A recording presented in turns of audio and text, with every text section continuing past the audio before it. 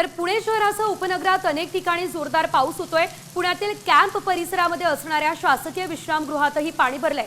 शिवसेना आणि परिसरातही रस्त्यांवरती पाणी साचलं असल्याचं देखील आपल्याला पाहायला मिळतंय। पुण्यात मुसळधार पाऊस सुरू झालेला आहे। कॅम्प परिसरामध्ये पाणी साचलं आणि या संदर्भात अधिकचे अपडेट आमचे प्रतिनिधी सागर आव्हाड यांच्याकडून घेऊयात।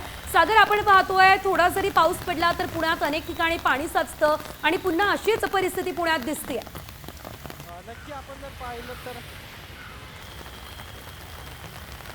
नक्की आपण जर पाहिलं तर पुण्याच्या शासकीय विश्रामगृहामध्ये मोठ्या प्रमाणावरती पाणी भरलेलं आपल्याला या ठिकाणी दिसतंय।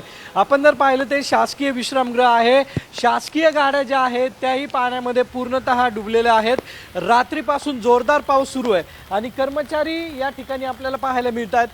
IB मध्ये आलेले काही लोक आहेत, त्यांना या पावसाचा फटका बसलेला आपल्याला पाहायला मिळतोय।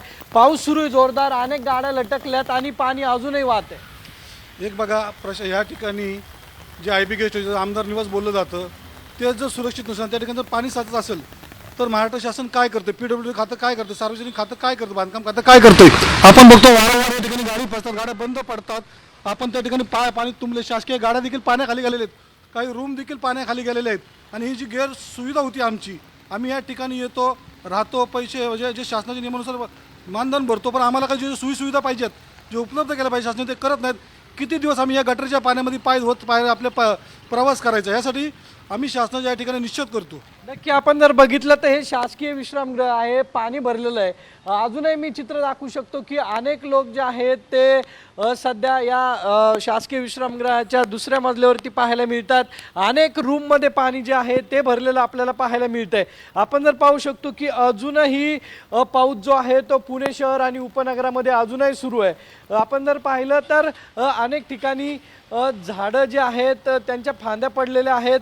त्याचबरोबर वारी जी आहे ती उद्या पुणे शहरामध्ये येत आहे आणि वारीच्या निमित्तानं अनेक लोक शासकीय विश्रामगृह असेल किंवा इतर ठिकाणी वारकऱ्यांचे हाल जे आहे तेही होताना आपल्याला यामुळे पाहायला मिळणार आहेत। आपण जर पाहिलं तर ज्या रूम आहेत खालच्या त्या रूममध्ये पाणी भरलेलं आहे। या ठिकाणचे कर्मचारी जे आहेत ते रूम उघडण्याचा प्रयत्न जो आहे तो करतायत। त्यामुळे या रूममध्ये असलेलं सामान जे आहे ते पूर्णतः शासकीय असलं तरी ते पूर्ण खराब होणार आहे। आपण जर पाहिलं तर 2 ते 3 फूट पाणी जे आहे ते सध्या जमा झालेलं आपल्याला पाहायला मिळतंय। शासकीय विश्रामगृहातील कर्मचारी हे पाणी जे आहे ते पूर्ण काढताना आपल्याला या ठिकाणी दिसतात। आपण जर पाहिलं तर वारकऱ्यांचेही हाल जे आहेत ते मोठ्या प्रमाणावरती होऊ शकतात। महानगरपालिका असेल किंवा सरकारच्या वतीनं पावसाचा अंदाज न आल्याने कुठलीही व्यवस्था जी आहे ती वारकऱ्यांसाठी करण्यात आलेली नाहीये। मात्र शासकीय विश्रामगृहामध्ये आलेल्या लोकांचे हाल सध्या झालेले आपल्याला पाहायला मिळत आहेत। अनेकांच्या खासगी गाड्या या संदर्भातले अपडेट पुढे देखील घेत राहणार आहोत। सागर, तुर्तास धन्यवाद दिलेल्या अपडेटसाठी।